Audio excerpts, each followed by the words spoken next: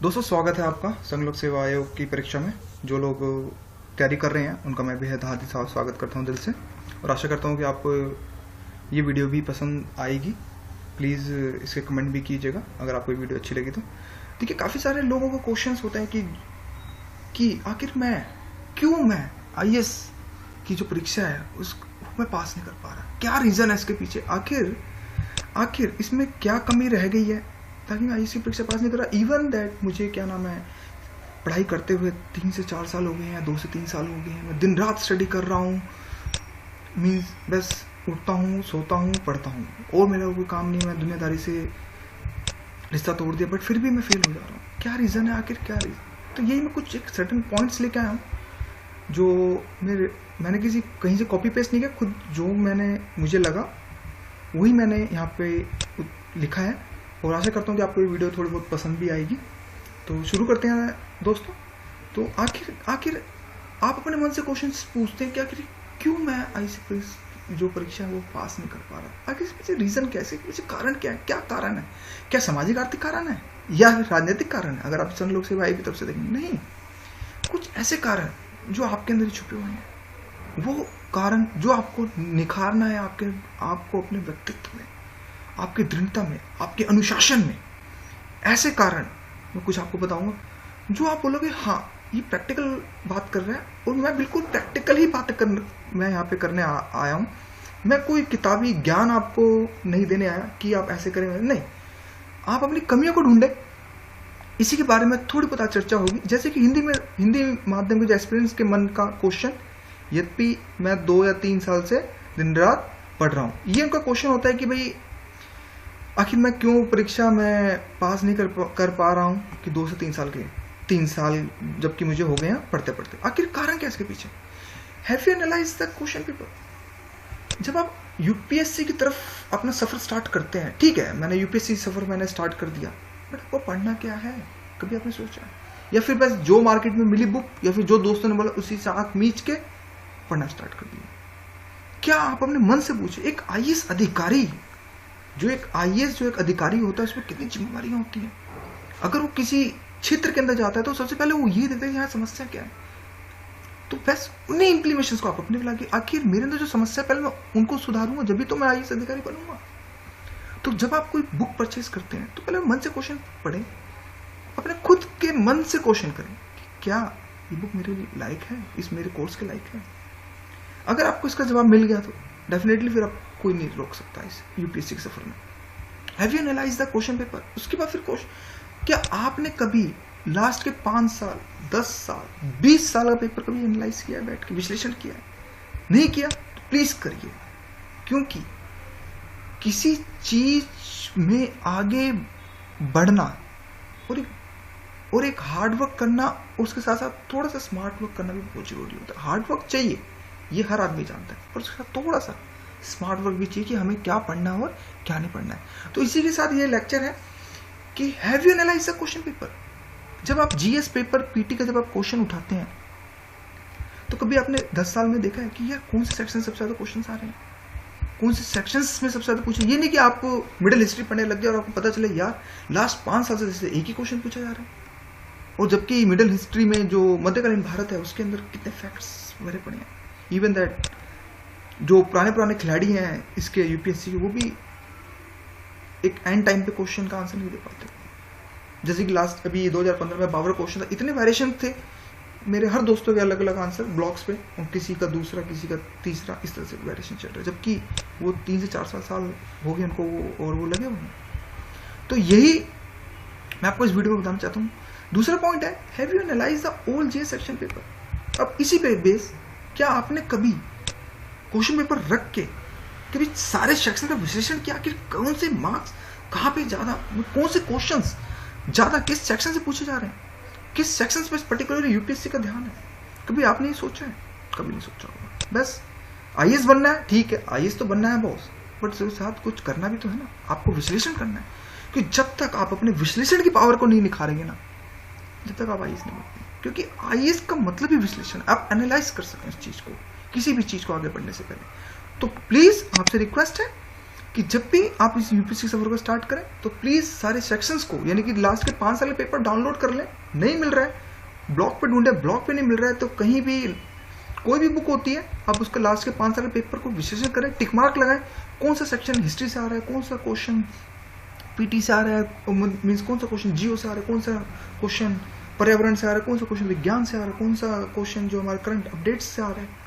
जब तक इस चीज़ का विश्लेषण नहीं करेंगे, जब तक आप चाहे 3 साल कर लें, चाहे 5 साल कर लें, चाहे 6 साल कर लें तैयारी, ज्ञान हो जाएगा बट आप हिट नहीं कर पाएंगे। ये इवन दैट सभी लोगों का शायद यही कहना होगा।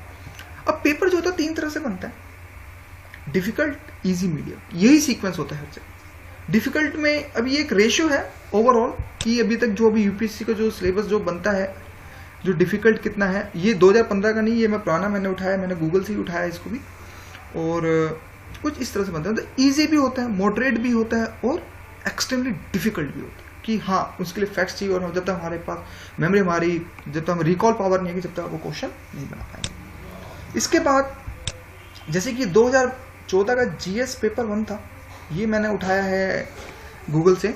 अब आप इस सेक्शन ध्यान से देखें। देखो इसने इन्वायरमेंट में 18 क्वेश्चंस पूछे 100 क्वेश्चंस में, करंट अफेयर में इसने 8 पूछे, इतिहास और सत्य और कला से इसने 20 क्वेश्चंस पूछे, ज्योग्राफी से इसने, भूगोल से इसने 14 क्वेश्चन पूछे, राज्य व्यवस्था से इसने 14 क्वेश्चन पूछे, इकोनॉमिक्स से इसने 10 क्वेश्चन पूछे, और विज्ञान और प्रौद्योगिकी से इसने 16 क्वेश्चन पूछे। आपने ध्यान से देखो, आप इस पर विश्लेषण करो थोड़ा सा, एक दिन लगेगा या फिर 1 घंटा भी बोल सकता हूँ, आधा घंटा बोल सकता हूँ, पर आपको यहाँ से गैस पता चल जाएगा कि हाँ यार मुझे इन्वायरमेंट में बहुत ज़्यादा फोकस करना है क्योंकि यहाँ से इन्वायरमेंट 18 क्वेश्चन आ रहे हैं, मुझे हिस्ट्री कल्चर पर बहुत ज़्यादा फोकस करना है क्योंकि यहाँ से 20 क्वेश्चन आ रहे हैं, मुझे क्या नाम है ज्योग्राफी पॉलिटिकल पे सबसे ज़्यादा फोकस करना है क्योंकि इसी क्वेश्चंस बन रहे हैं, इसी तरह साइंस और टेक्नोलॉजी से भी क्वेश्चंस बन रहे हैं, इकोनॉमिक्स से भी।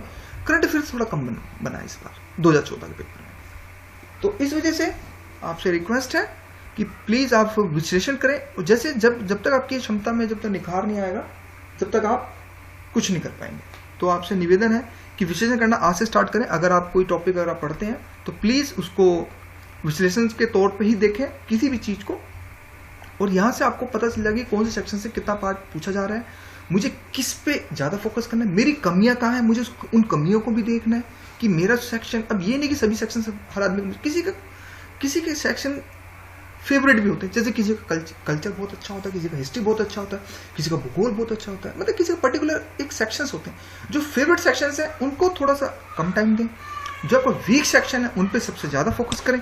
तो इसमें यही आपको सबसे ज़्यादा विषय। इसी तरह 2013 का भी प्रीलिम्स उठाया, यहाँ पे देखो हिस्ट्री से 22 क्वेश्चन पूछे, पॉलिटी से इसने 18 क्वेश्चन पूछ लिए, इकोनॉमिक्स से इसने 18 क्वेश्चन पूछे, ज्योग्राफी से 14, साइंस से 13, इन्वायरमेंट से इसने 22 क्वेश्चन पूछे, सॉरी माफ कीजिएगा, हिस्ट्री से 15 क्वेश्चन पूछे थे। तो इसी तरह जब तक आप विश्लेषण नहीं करेंगे तो आपको पता चल जाएगा। अगर आप इन 2 चार्टों को कंपेयर करें तो आपको एक चीज फैक्ट होगी कि हिस्ट्री और इन्वायरमेंट ये 2 बहुत इंपॉर्टेंट है। अगर आप ध्यान से दोनों को देखें, यहाँ पे भी हिस्ट्री से 22 क्वेश्चन पूछे थे और यहाँ पे हिस्ट्री से 20 क्वेश्चन पूछे, यानी ओवरऑल जो मार्किंग चल रही है 20 से 22 की चल रही है, यानी कि 15 से 20 भी हम लेके चलें अगर हिस्ट्री सेक्शन में तो आपके 15 से 20 क्वेश्चन बनेंगे। इसी तरह इन्वायरमेंट का आप देखें, देखिए इन्वायरमेंट में इसने कितना पूछा, 22 क्वेश्चन से पूछे इन्वायरमेंट में, और यहाँ पे इसने कितने क्वेश्चन पूछे, 18 क्वेश्चन, यानी कि ओवरऑल 15 से ऊपर ही मान के चलें। अगर आप ये 2 सेक्शंस पे सबसे ज़्यादा फोकस कर लें और कोई भी एक आपका फेवरेट सेक्शन हो जाए तो आपको पीटी वैसे निकल जाएगी। 50 to 55% या 60% होने के एवरेज चाहिए, 100 में से 100 नहीं चाहिए, 100 में से 100 कभी नहीं चाहिए होते, 100 में से कट ऑफ के ऊपर होता है। बताऊंगा आने वाले टाइम में जो न्यू एस्पिरेंट जो मेरे इस चैनल से जुड़ रहे हैं कि इनमें 100 में 100 नहीं चाहिए होते, कुछ 60% अगर आप वेटेज लेके चल रहे हैं तो आपका यूपीएससी पीटी यानी प्रीलिम्स आपका क्रैक हो सकता है। तो ये चीजें थी, इसमें आपको एनालाइज करना था। फिर इसके बाद आता है have you analyse the good study material. आपने जो सी पढ़ी तो भी आपने एनालाइज किया कि यार इसी का ही ऑथेंटिक रिसोर्सेज है। अब आप मार्केट के अंदर, मुखर्जी नगर के अंदर दुनिया भर के रिसोर्सेज पड़े हैं, ये बुक लो वो लो, इतने सारे, आप इवन दैट मैं भी जाता हूँ कंफ्यूज हो, ये कैसे कैसे मटेरियल्स आ गए। पर अपने दिल से पूछिए क्या वो प्रमाणित सोर्सेज हैं, क्योंकि आईएएस परीक्षा के अंदर कोई शॉर्टकट नहीं है। आपको लॉन्ग कट ही चलना है, but with the help of smart work. तो स्टडी मटेरियल को फोकस करें, जो मैंने अपने प्रीवियस वीडियोस में लेक्चर्स में अपडेटेड किए, प्लीज़ आप उनको भी स्ट्रिक्टली जो है फोकस कर सकते हैं। इसी के साथ साथ have you analyse the question what actually it wants to ask from its side. जब आप प्रश्न पत्र जब आपके हाथ में आता है तो कभी आपने एनालाइज किया उस क्वेश्चन को कि आखिर एक यूपीएससी संस्था क्या पूछना चाहती है हम लोगों से? वो क्या सामाजिक मुद्दों पे ज़्यादा विश्लेषण है, या टेक्निकल पे ज़्यादा विश्लेषण है, या राजनीति पे सबसे ज़्यादा है, किस चीज़ पे सबसे ज़्यादा है फोकस वो यूपीएससी कर रहा है? तो इस चीज़ को भी पॉइंट पर आपको बहुत ज़्यादा ही ध्यान देना पड़ेगा। Have you analyse the answer what you want to write? Mean जब आप OMR जो शीट मिलती है आपको, जब आप एनालाइज करते हैं तो उस पर भी एक पैटर्न होता है। इसके बारे में मैं आपको फ्यूचर्स वीडियो बताऊंगा कि कैसे OMR शीट को भी एनालाइज किया जाता है, कैसे की पॉइंट्स एनालाइज किए जाते हैं। ये भी मैं आपको इन फ्यूचर में वीडियो थोड़ी बहुत प्रोवाइड कराऊंगा, अगर मुझे अगर मेरे पास टाइम होगा तो प्लीज़ OMR शीट्स पे भी आप एक सीक्वेंस को भी इसको भी बड़े ही ध्यान से देखना पड़ता है।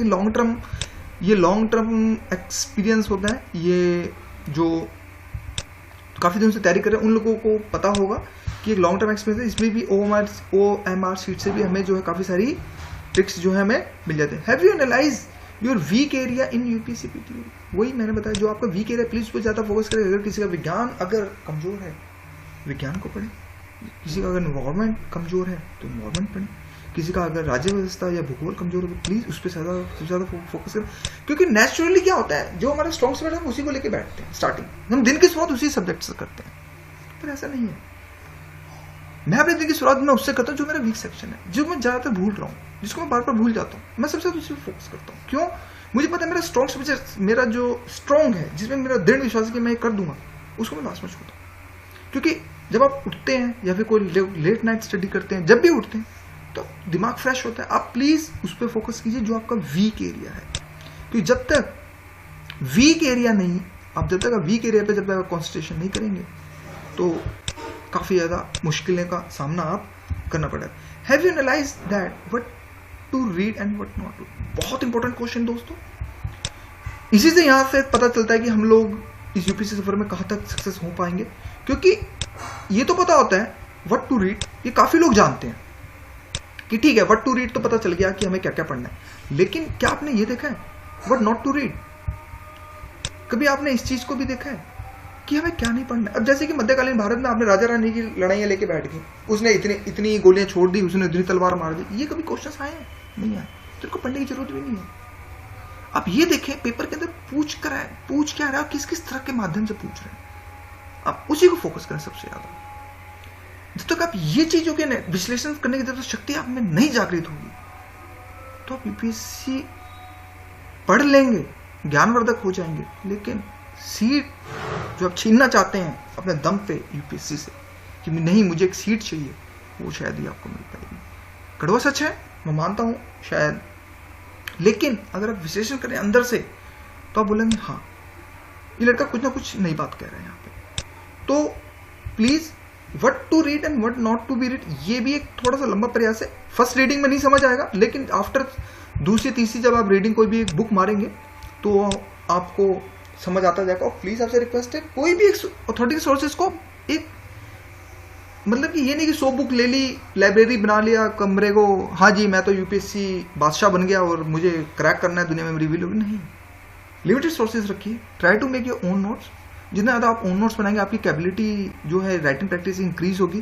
क्योंकि हिंदी माध्यम में 2 पक्षीय चुनौती होती है, जैसे मैंने आपको पिछले लेक्चर्स में बताया कि इसमें डंडा भी ऊपर एक जो डंडा लगता है वो भी लगाना होता है, नीचे मात्राएं भी लगानी होती हैं। तो इंग्लिश से हमें यहाँ पे 2 पक्षीय चुनौती मिलती है, जिस वजह से आपको अगर टाइम मिलता है तो प्लीज़ आपसे निवेदन है कि आप इस ओन नोट्स बनाएं ताकि आपको फ्यूचर में आसानी हो रिवाइज करने के लिए भी, और साथ साथ शॉर्ट नोट्स बनाएं, कोई परिभाषा मीन्स परिचय और परिचय ना दें, just direct point two point answer लेके ताकि जो आपका मेन फोकस हो। अब आता है आंसर की और कट ऑफ मार्क। ये में कुछ लोग प्रिम्स दे देते हैं, फिर बोलते हैं कट ऑफ। यार कट ऑफ के चक्कर में ना पड़े, कोई इनसाइड नहीं होता, कोई आउटसाइडर नहीं होता, ये सब यूपीएससी की मोमा है। और इवन दैट बोलते हैं आज ये कट ऑफ, वो आपको जस्ट डीमेरिट करते हैं। तो प्लीज़ आपसे रिक्वेस्ट है आप इनके चक्कर में ना पड़े, इनको अवॉइड करें। आशा करता हूँ आपको ये वीडियो पसंद आएगी, प्लीज़ कमेंट करें और प्लीज़ कमेंट करें। धन्यवाद।